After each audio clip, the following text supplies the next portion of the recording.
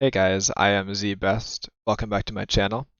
Today I've got another tank review for you guys. In this case, it is the 122 TM, which is the upcoming marathon for tank.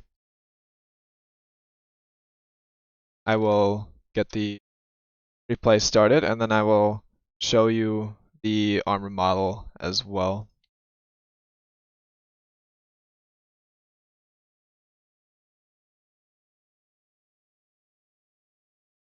So far, my general opinion on the tank is it is a solid tier 8 premium tank that trains their crew properly, meaning it has the full tier 10 Chinese medium tank crew layout. So you can train your 121 crew, your 121B crew, whichever one you decide to have. And I also found it makes quite a bit of credits, probably because of the high pen standard rounds. They have 233 standard, which is very high, and also have almost 1400 shell velocity, which is actually quite amazing. So I fired quite a bit of it. The heat rounds are also very good, 299 pen, which is actually kind of insane. Much slower shell velocity at 900, but still quite usable. The actual shell count is quite low, I found. I ran out a bunch, or came close to running out. Anyways, we're going to pause it here real quick, and we're going to switch over to the armor layout so that you guys can see what's going on. So this is on tanks.gg.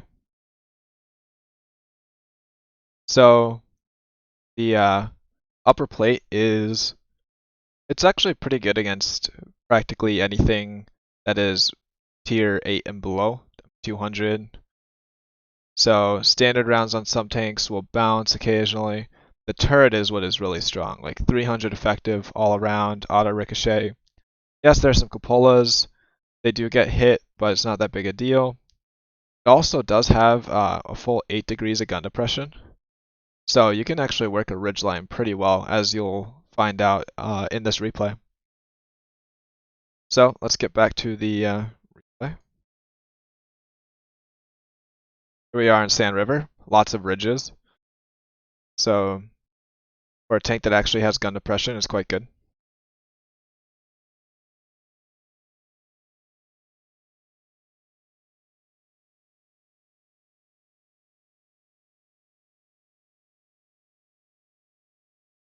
Just realized that I don't have the sound on. There we go. So playing the ridgeline against some tanks, just bounced a bunch of damage.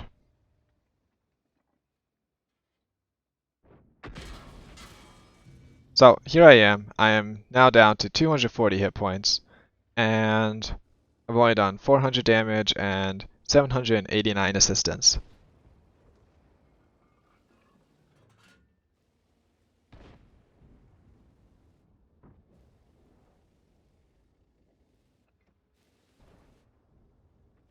So I'm trying to find the gun depression to actually shoot tanks in the middle. I'm also hoping artillery decides not to shoot at me. There's basically every single tank destroyer unspotted, so I don't want to poke too high and get hit from base. Alright, so there's two of the tank destroyers. This is where it becomes a little more interesting. So at this point, I've already bounced 1,000 damage, which is definitely better than a lot of even tier 10 tanks can say when it comes to ridgeline fighting. It does have 400 alpha damage, so you do trade really well when it comes to just tier 8s. Though the reload is very, very long. I think my reload was about 13.5 seconds. And I was running both bounty rammer and bounty I was running a rammer directive. I almost said bounty vents, but I actually ran bounty optics. The view range is a little bit lower than I would have liked, but grand scheme of things, it's still Doesn't really need the vents. I typically use vents for gun handling. The aim time and the accuracy are actually quite good. The gun has to be my favorite part of the tank for sure.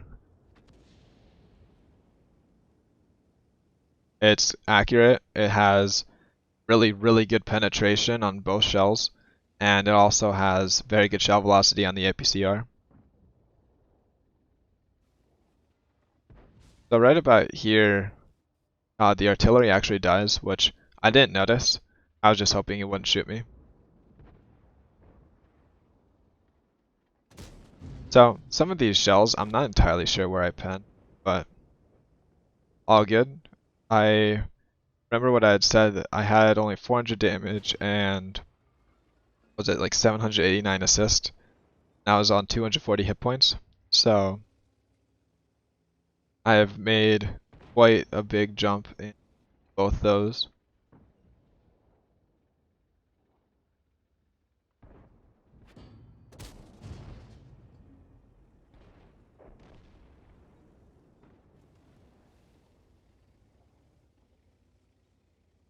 At this point, the game is still really even, so I'm trying not to just YOLO into them. I actually thought the two tanks here would just drive at me, and if they did that, I would have definitely died, but I'll take it. They didn't, and I was able to farm them.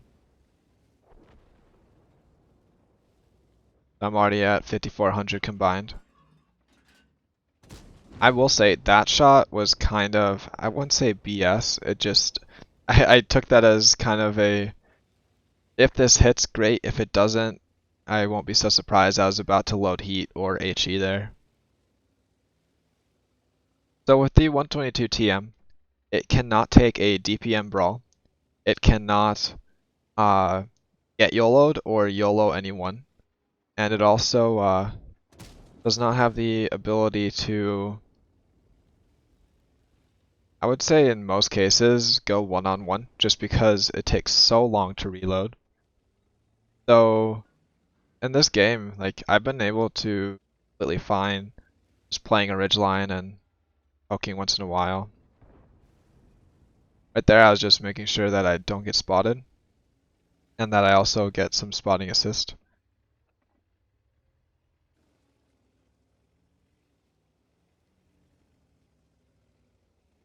This game itself was actually a really, really good game when it comes to combined, because of both damage and spotting damage, though it kind of shows both the strengths and the weaknesses of the 22 TM. It is actually quite slow.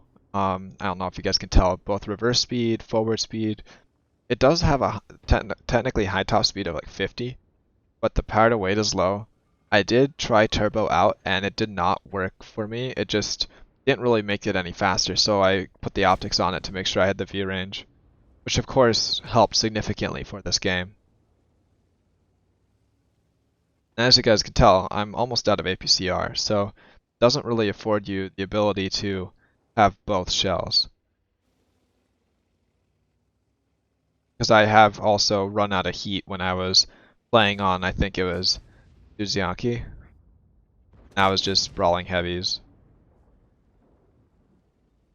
Anyways, 3,700 damage, 3,600 spotting. And here's the key thing, 3,000 blocked. Like, the armor actually does hold up for the most part. I'm not saying you're going to bounce like 1,000 damage, 2,000, 3,000 damage every game, but you do seem to do quite a bit of blocked every game.